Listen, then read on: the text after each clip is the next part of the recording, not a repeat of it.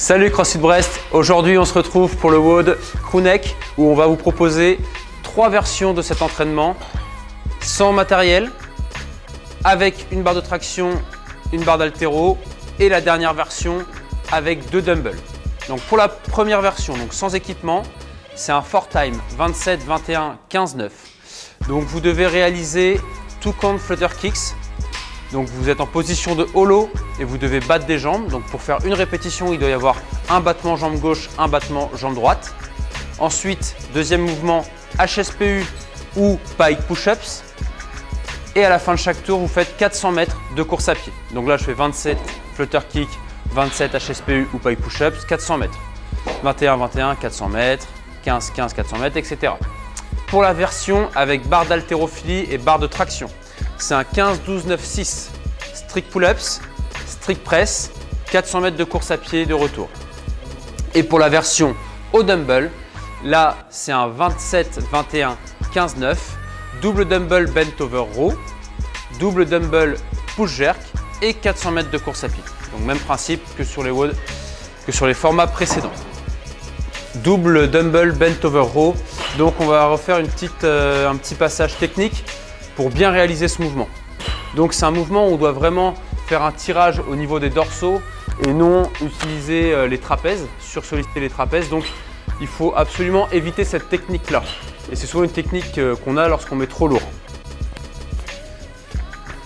Bien entendu, donc légère flexion des genoux, le dos plat, ça c'est bon. Et par contre là, regardez au niveau de mes épaules. Là en fait je viens hausser les épaules aux oreilles et ce qui fait que du coup pas du tout sur le bon muscle.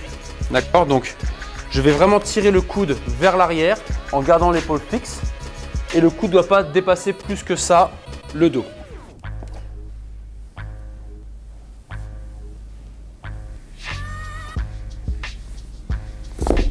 D'accord, donc visualisez votre coude, je le tire vers les fessiers.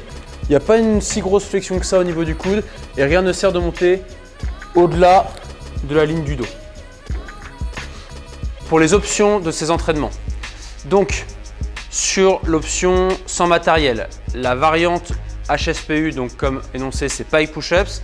Si vous n'êtes pas à l'aise en position de pike car pas assez souple, vous pouvez très bien mettre les pieds sur une boîte ou alors remplacer complètement le mouvement par des pompes, des push-ups avec toutes les options qu'on lui connaît, avec un élastique sur la poitrine attaché à 2 poteaux, sur les genoux ou sur un banc.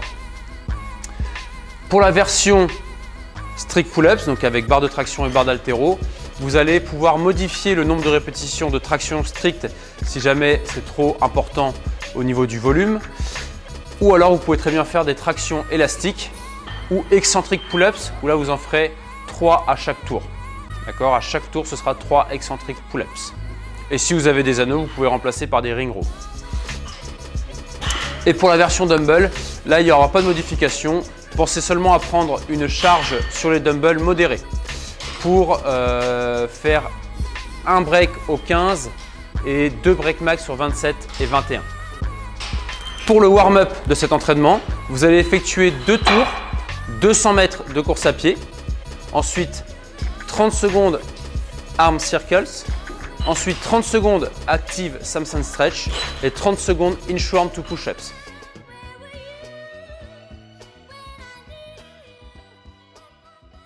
Une fois que vous avez fait ces 2 tours, vous effectuez un tour de 5 push-ups avec des options s'il faut, pompe sur un banc ou sur les genoux.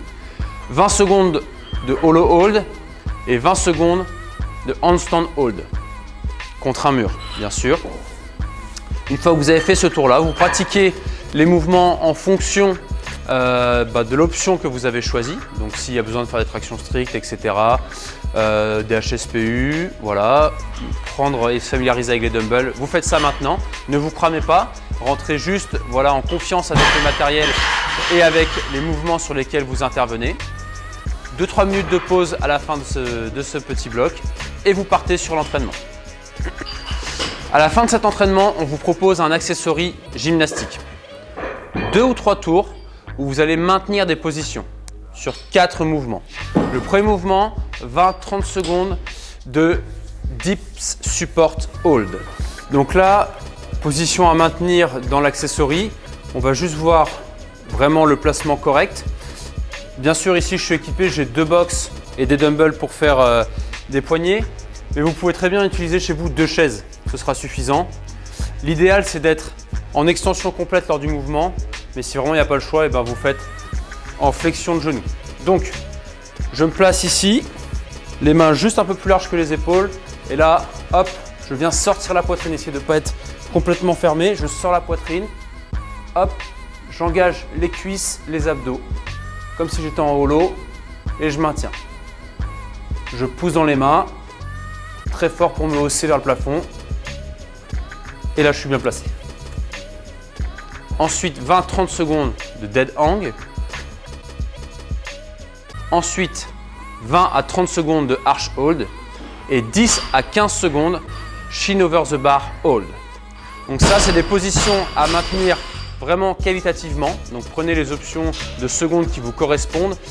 Et prenez votre temps, ce n'est pas un fort time. Donc si vous avez besoin de prendre 1 minute de pause entre chaque mouvement, il n'y a pas de souci. Le but, c'est vraiment de renforcer ces positions de gym. Donc il faut faire vraiment ça correctement et il n'y a pas de notion de fort time, mais vraiment de qualité. Je vous souhaite un bon entraînement à tous, amusez-vous bien, ciao!